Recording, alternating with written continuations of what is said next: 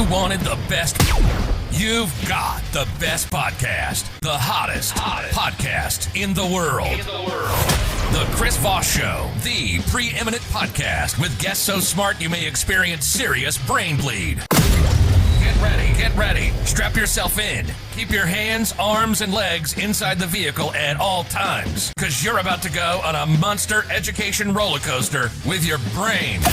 Now, here's your host, Chris Voss.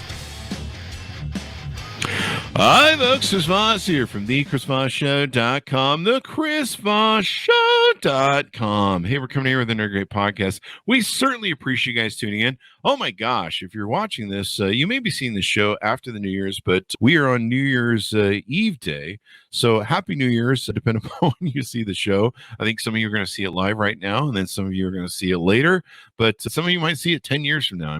Somebody posted one of our videos the other day from 2013. It's insane how long our content lasts. But to see all those videos, go to youtube.com/Chris Voss, hit the bell notification button. You want to do that. That should be your New Year's resolution, to make sure that you subscribe to all the Chris Voss Show channels on YouTube, and you can collect them all. It's free for an unlimited time. You can collect them, and you can go to goodreads.com/Chris Voss. See everything we're reading and reviewing over there. You can go to all of our groups, Facebook, LinkedIn, Twitter, Instagram, all those crazy places, even TikTok where the kids are playing. You can see all our broadcasts and different snippets of the show and all that good stuff that we take and do. Today we have an amazing author on the show, and this should be good because everyone's looking for some good inspiration for the New Year's. You want to get that done right, and people are going to be talking about giving a look at their life, upgrading, and going to the gym. I'm not looking forward to all the people in the gym in the next month, but that's another story. But good inspiration today, so there you go. So today we have Dr. J. Calvin Tibbs on the show. He's the author of the new book, Run Laps, Get Strong, Do Discipleship Differently. And you can order up his book wherever fine books are sold, including that Amazon place. That's always a good place to get books, but always get them where the fine books are sold. Never go into those alleyways where they sell books. Those are always bad. Anyway, Dr. Calvin Tibbs joining us today is a pastor of Kingdom Dominion Church in Villa Rica, Georgia. The relationship coach to multiple clients and advises multiple boards. He's an author of 4 books. Mr. Tibbs is working on a 5th work designed to help Christian leaders and believers fulfill Jesus for big commands. Tibbs is a husband of 37 years to college sweetheart Kimberly. He's a father of 3 grown children and grandfather of 2 girls. Tibbs also has earned a doctorate in ministry from South University. Welcome to the show, Dr. Tibbs. How are you? I'm great, Chris. Thank you. I'm glad to be here. Wonderful to have you in a pre-Happy New Year, considering that's in, 12 hours or something. Yeah, it's unbelievable. Yeah, Happy New Year to you too. Out there in the West. There you go. I wish I could claw back. I wish there's a way to claw back the time. I'm like, I'm not done. You think I'd be done with this year, but it's actually being a great end of the year. So welcome to the show. Give us your plugs, your .coms, where people can find out more about you in order. You can go to calvintibbs.com and you'll find a lot of coaching information and things that we do if we can help you as a group or individually. You can also go to LinkedIn. We're there at J. Calvin Tibbs. You can find us there, as well as on Facebook. On YouTube, our church location is at KD Church Global. So those are some of the places you can find us. There you go. Give us, you put out this new book and called Run Laps, Get Strong, Do Discipleship Differently. What motivated you to write this book? Because you've written 4 and you're working on. That reality is just hitting me when you said that. I was at a chiropractor's office, and the lady there, who is a tremendous help to get people back up to speed, I was one of them because I had a stroke in 2017. And she just helped nurse me back to shape along with other things. And she said something about this book. And there's a program by Georgetown University where people can literally just bring your story. And whatever your story is, they help you write a book. I went into that program, and 12 months later, the book is done. It was 12 months ago that she mentioned this. And so as a result of it, I wasn't sure if I was going to do a book on discipleship or on just what, but it literally came out that way. And I'm very thankful for the process. So who is the book targeted towards? Who are the people you're targeting the book towards that should be? Chris, anybody of faith should read the book, because what we do is help spiritual content come to life. You've interviewed so many different people. I'm sure you've seen statistics on this, that, and the other. And one of those statistics is America is probably the richest content country in the world. Yet we have more prisons per capita than any other nation in the world. That doesn't make sense. If we're getting all this good content, why are so many people in prison? Basic answer, as far as I'm concerned, is people often struggle to bring the content that they read or see or hear, they struggle to bring it to life. And so LAP is that book to help people, especially if you're a person of faith or not. Everybody's really people of faith, because we believe that the guy on the other side of that car, on the other side of that yellow line, is going to stay there. So we're in faith all the time, that we literally can bring it to life. And so that's what the book helps people do. That's awesome. That's awesome. Now you talk about discipleship. Tell us what that is and how that works. Or discipleship. I'm sorry, discipleship. No, you're right. You're right. Discipleship. Essentially, when Jesus left, he said, there are 4 things I want you to do. He says, go, teach, make, and baptize. That's what we're supposed to be doing.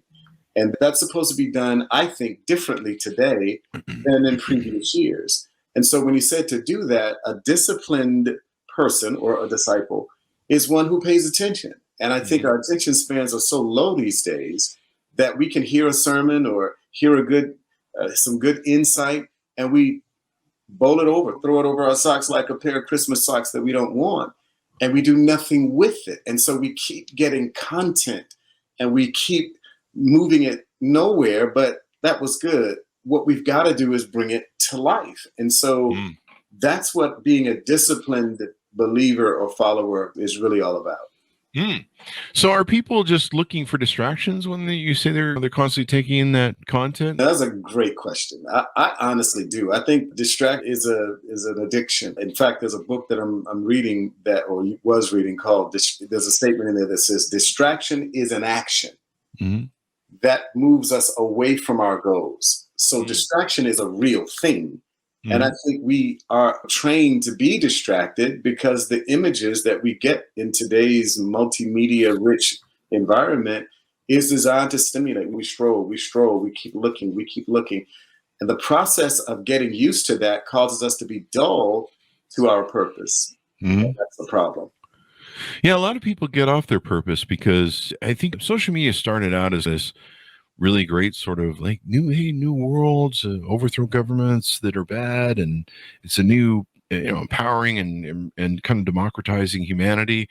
And now it's turned into an ugly thing where you have people they're addicted to, I forget what the name of it is, but it's a high that people get when they get notification, when they get attention, when they get likes on social media, validation. And so you have this attention validation generation that people are just a lot of narcissism. I've been guilty of, especially during the pandemic when it first hit. I'd sit at night on TikTok and wake up or look up, and 4 hours later on TikTok, I've been distracted, and it keeps me off my purpose of what I need to do to succeed in life. Yeah, that reality, I think, is something that we all fall into the soup of, and discipline is necessary to get us out of it, because we were just receiving, and there's nothing wrong with that. But at some point, we got to give. And if we haven't retained what we've heard, then we have nothing to give. And we want to get out of that loop so that we can add greater value to people's lives. Yeah. And pursuing a purpose, that was one of the things that kind of got lost during the coronavirus, and then got focused on what's my value in life? What's my purpose in life? And I really started honing back into what that was and realizing that, yeah, a lot of stuff was distracting me. We've been distracted a lot by, there's the coronavirus and things are going to hell and stuff. And those are valid. That's valid news. Living in a state of fear all the time and feeling disempowerment from the fear takes you off your purpose. And there are still ways to achieve your purpose and move through life regardless of what's happening, for the most part. Yeah, I like that statement that sometimes people say purpose is like trying to find a needle in the haystack, and I reverse it and say your purpose is it's everywhere. And because it's everywhere, and yet coronavirus has helped some people come to that purpose revelation, specifically when it comes down to 80% of people really don't even like their jobs. Why are they even over here? If I do something long enough that I don't like, it's going to dull what I'm really here for. And if that gets suppressed enough, then I'm just a wandering generality, for lack of a better term, and it affects my identity. And now I'm a junkie for anything just to feel better about myself. And again, the book helps people become a lot more intentional in that regard. With the title of your book, excuse me, it's called Run Laps, Get Strong. What does run laps mean to you, and get strong? What sort of, what are you trying to convey to the LAPS, the LAPS, is literally an acronym, and they have to read the book to get the acronym. But what it essentially does is when a person takes a look at material, or they listen, or they see material, or they hear material, what the book helps them do is do something with that material. It doesn't take long. It's just 4 quick steps: the L, the A, the P, and the S. And what they're supposed to do is the idea of running laps is the process of, for example, when your show is done and I take a look back at this, I'm going to ask myself some questions about what just occurred if I'm going to grow. Otherwise, I check the box and move on to the next growth. But if I take just a few minutes to literally go through 4 easy steps to find out what I picked up in what I just saw, now I'm becoming what the scripture calls a doer of the word and not a hearer only, which creates deception. And a lot of us are deceived into thinking that the more we consume, the better we are. That's not necessarily true. The more we can digest what we've consumed, the better we are. So that's what running laps is all about. To get. So some people, they go through life and they're just on autopilot. They're just trying to, and some of it's survival. Sometimes they're just in survival mode, but they, like you say, they may be off their purpose and they're not focused on what their purpose is. They're just trying to get by from one day to another, and they're not really paying attention. I've met people. One of the things I always had in my life is an operational awareness, where I look at stuff. I've been a story collector, and I learned from stories, and I really didn't know what I was doing until recently. And I'm like, oh, that makes sense what I was up to. But a lot of people don't learn from stuff. Like I used to have girlfriends and I'd be like, what happened to you today? What did you do? And they'd be like, I don't know. I don't know. And I come home with 5 stories of crazy employee stories, or something went on in the office. And there's some people, they just sleepwalk through life. And like you say, I think the reflecting on what you've done, what you've learned, I think that's why people who do journals are much more successful that do journaling. You notice a lot of successful people do journaling. And part of that is what you were talking about with the reflection of going, what did I learn today? What did I see today? And am I on track for my purpose or not? You hit it. You hit the nail on the head. Some years ago, there was I think a Princeton study where after 20 years, or again, this is decades ago, but after 20 years, Princeton decided to go back in the 70s and find out where people were. And they went through and they checked everybody from this major to that major. And then they took a graph of what they were making. 20% of the people were $600,000 plus in terms of their finances than 80% of the rest of the Princeton graduates. They went to verify, maybe they majored in medicine or biology. The common factor is what you said. They had written down goals.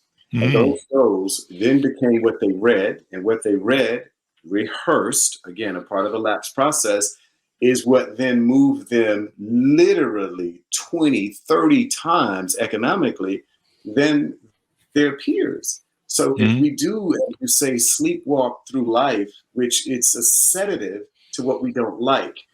People don't like what they see. It's easy to stay asleep. But what we try to encourage folks to realize is you are probably a solution to someone that you are not yet being. And so that creates a boredom, and it also creates a frustration, and it also creates a wandering. And so now if I'm a wandering generality, I'll pick up your goal and her goal and his goal and their goal, and everybody else's vision becomes mine. Frustration, wash, rinse. You talk about how the insight from it, where people just reflect on stuff, and that's where you really learn, is when you sit down, like you said, you sit down and go, what did I learn from this?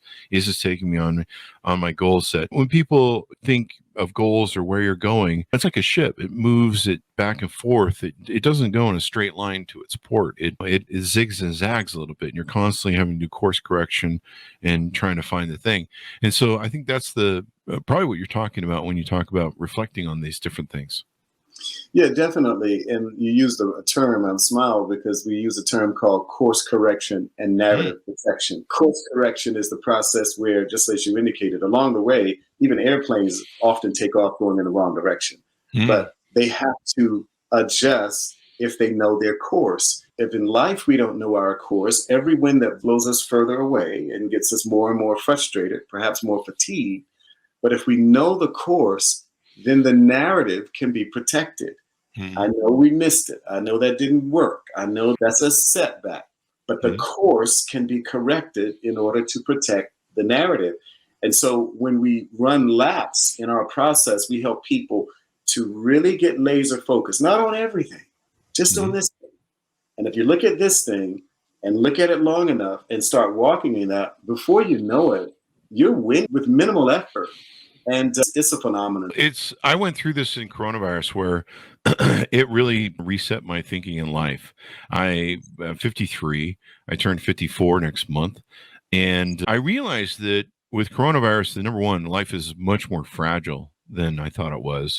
I think we all were living a little immortal before coronavirus. Like, yeah, we can run around and do whatever we want, breathe on everything and lick walls and glass, but cough on everything. But now we've realized that life can send you some wingdings, and you've got to adapt, and it's fragile. One of the things, when I first came into coronavirus, I had two sisters in care centers. I had a 70-year-old mother, and I was like, I have one goal. It really honed everything for me on a value scale where I was like, what is the most important thing in my life? And I'd been chasing around the world, making money and collecting things and stuff and keeping them on the back burner. But I realized when coronavirus hit, I'm like, okay, what's the most valuable thing I have in the world? And that's the family that I have left. And okay, how do we try and make sure everybody gets through the coronavirus and we survive this thing? And that's when I realized that all the stupid stuff I've been doing, everything, a lot of it didn't matter. And then I also sat down and realized I'm in a big football game. And I'm 53, so I'm either in probably the final third of the game, final quarter of the game. My dad lived to 76, but he had a lot of health problems. I didn't have any of the health problems he does at my age right now. So I'm hoping that my runway's longer, but even then, you have to look at the game and go, what's the next virus that's going to come? It could be, we've had biologist authors on the show that have said, we're really lucky this wasn't like an Ebola sort of, or E. coli Ebola thing, which it very well could have been, where we just melt down from the inside. So there's still time. And so I sat down, I started going to the gym every day. I've been doing that now. It'll be 5 months, I think, on the 2nd. I've been working out every day for the first time in my life. I've never gone to the gym, I don't think, for a month straight. And so I'm feeling better. I'm realizing that I got to really take care of the quality of my life, and I'm being more reflective and really honed down to where I'm like, I need to work on my purpose. It's time to quit screwing around. So that's kind of what I arrived to. And I think some of that may be along the same analogies of what you're talking about in the book. It definitely is, Chris. The reality of purpose for people is the critical element. I was reading a very high-powered executive the other day whose last name was Rilla. I forgot the first name, but she basically said that authors, or better yet, CEOs and presidents, all they want to talk about is purpose, because purpose is the engine that runs their companies. Now, in the past, there was this idea of shareholder value based upon whatever these tangible or intangible things were. Now companies are realizing that the purpose value in that company is the soul of the people who work there. And now that adjustment is being made. Zuckerberg, who in 2017, that when you look at the value that is happening in the world and what's coming to the planet with regards to what he projected, millions of jobs being lost due to technology, he said if there is a loss in meaning in the person, they won't know what to do now that their jobs are no longer available and that they as people are no longer required. So purpose becomes something everybody's got to find out, because to be honest, there's room for everybody's purpose. There's no, premium of purpose. There's a deficit of purpose. As far as I'm concerned, we literally call it purpose deficit disorder. But when it comes down to a limited amount of purpose, that's only in the mind, because every person's value is flat out needed. I tell people, you owe me what's inside of you. So purpose is at the top of the list. There you go. What else do you want to touch on in what you do and how you do it? I want to touch on the reality of kind of what I just mentioned. The purpose, there's a verse in Romans 8:28 that says we know that all things work together for the good for those who love the Lord, for those who are called and according to his purpose. That word purpose is bread, which doesn't make sense to a lot of people. What do you mean we're called in accordance with bread? Bread is a collaborative act. Bread is collaboration because bread does not grow in the wild. What you have to do to get bread is you have to go and get wheat. But wheat doesn't become bread without collaboration. And this is why we need each other. The reality of you needing a guest, me needing a platform, you needing an expression, others needing, we all need each other. And there's value all up and down the scale in what we call a value network. And when people can put their purpose together with another person's purpose, they'll never run out of joy. They'll never run out of things to contribute. They'll never, as they say, look for purpose like a lost set of keys. They'll find the place that their purpose connects to.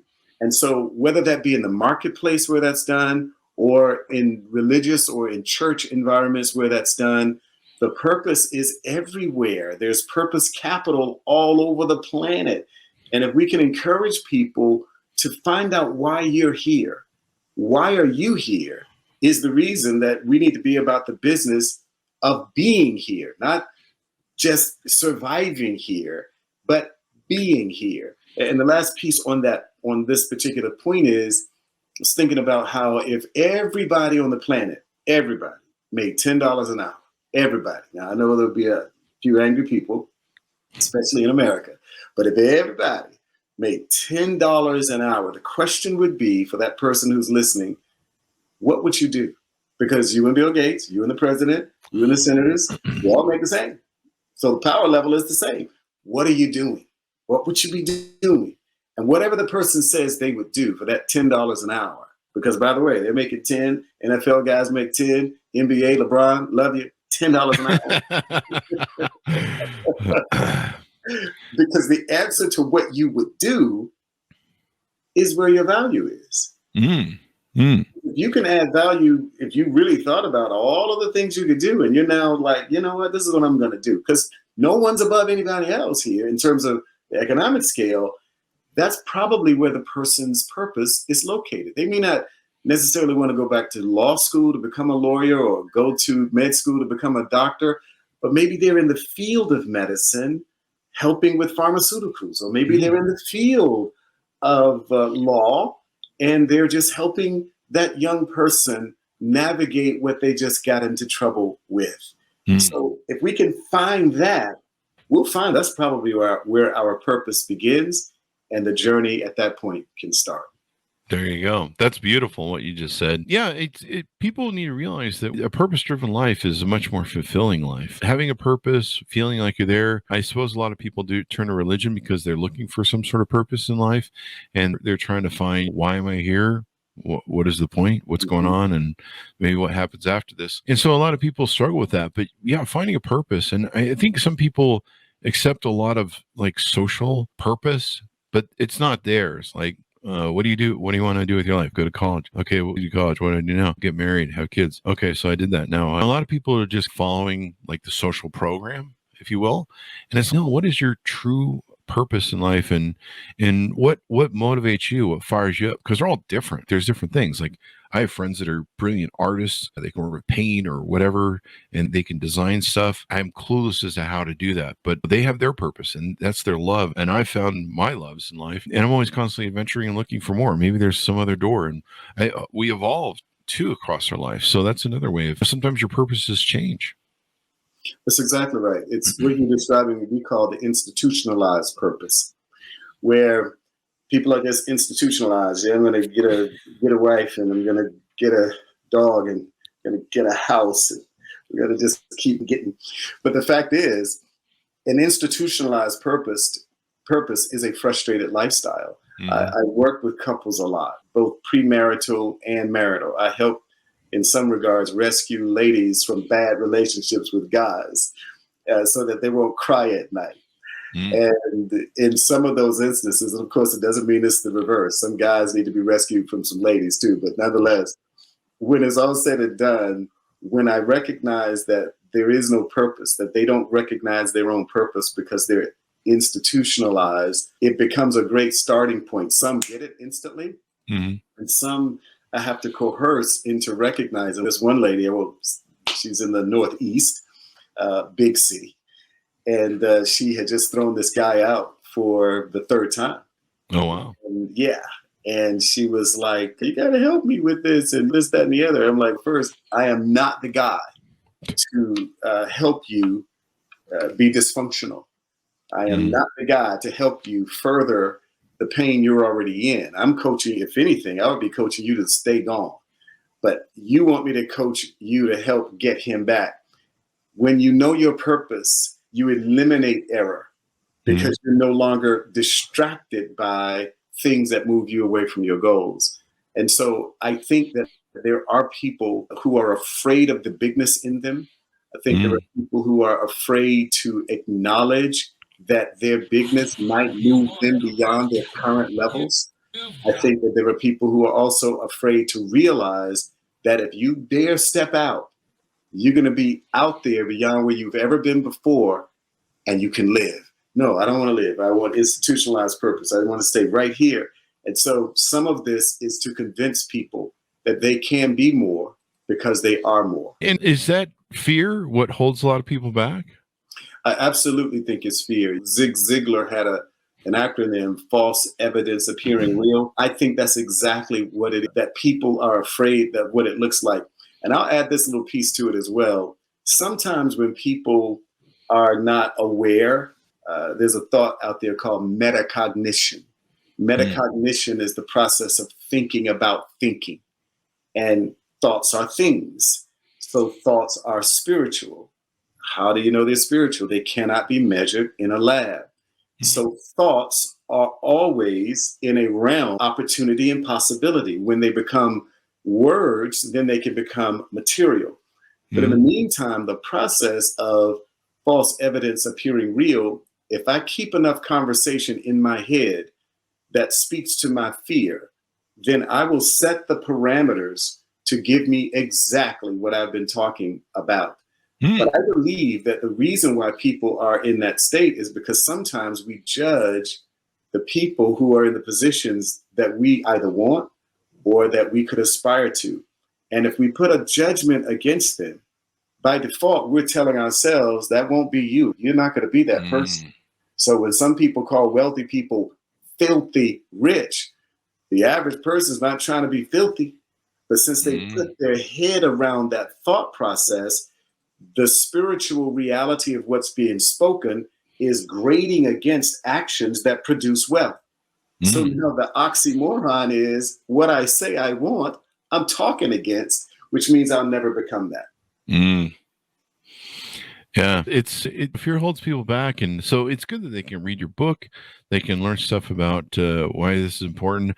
I certainly hone my focus. Like I said, realizing that I was in the last third of the game, or I'm definitely past the halfway point. Maybe some sort of advances in robotics or science will make it so I can live 108 or something, but I'm not really sure. I've seen people on the internet that are like over 100, and they usually have this look in their eye, kill me, please. No, I'm just but like seriously. But no, I think I saw someone who's 105 or 100. They were 100 plus, and they just ran a 10K or something, or a 1K, and it was a fine young lady. Let's put it that way. So I'm like, wait, 100-year-old ran a race that I probably can't. Okay, you need to get your butt in gear. That gives you perspective. But yeah, finding purpose, and this coronavirus really honed my purpose. I was like, okay, I'm in the later stages of the game, and it's time to get serious. So you run out of the road, like, yeah, screw around with your youth because I got plenty of time.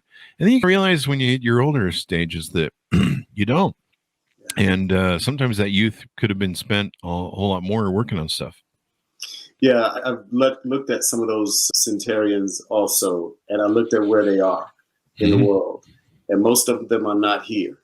And unfortunately, that's because, or fortunately, it is because the American diet is not beneficial towards long-term health. And when you're in different countries, and there was no one thing. For some areas, it was fish. For other areas, they drank wine. In other areas, they were farming. But in all of these locations, they had the one thing that Americans don't typically do, and that is not only a rich diet in what's good for the body, but they moved. Yeah. You know, back in the Old Testament and back even beyond, or in our own years gone by, people walked. And that walking was not a treadmill. It was just from here to there. And that by itself was a sedative. It calmed. It was normal to be Andy Griffith-like, sitting on the porch, thinking about stuff that you keep thinking about until Andy said, just do it, Bar. Because ultimately the body here is stimulation. Look at this. And so living life in the red, I think it's made it a hard thing for people. Maybe somebody will do that study on the effects of certain things and the physiological activity and how it affects health. You just brought me back to my Mayberry days. I grew up watching that show. I can't even do it right. Yeah, I just pulled this up. 105-year-old Louisiana woman sets world record in 100 meters. So suck it, everybody else who needs to get to the gym tomorrow. As we go out, anything more you want to touch on, sir? I want to just really encourage everyone. If you can go check out our website at also our church website at KD Church. We just want you to live the best life possible. It was a life that was designed for you. I'd like to go over to Psalms chapter 139, around verse 17. It says, before I was an embryo, you wrote in a book every word before I lived in. It's a very little known verse that even Christians don't often look at, because it's like, what do you mean by that? And I mean by that, we all have a book. I know that there are books we can read, but there's a book about us. And sometimes we are off the page because we're writing our own script. But the fact of the matter is, there are things about you that we need. And it may not hit the headlines. It may not be super exorbitant, but without you living the pages of your own life, then we're missing the part that you play. And so whether it's money that's holding you back, or fear that's holding you back, or words, which are typical, I just encourage you to release yourself from any hindrance that would stop you from being who you are at the moment that you're here. There is no coincidence that you are still alive, and that the plans that are available for you still require a yes. If you walk that out, you'll benefit mankind. There you go. There you go. Give us your plugs one more time where people can find you on the interwebs, please. You can check us out at calvintibbs.com. That's where a lot of our coaching material is. You can also go to LinkedIn. That's where our marketplace ministry or marketplace presence is located. And that's going to be at J. Calvin Tibbs. You can also go to Facebook. And for the church components on Facebook, it is kingdom.dominion.church.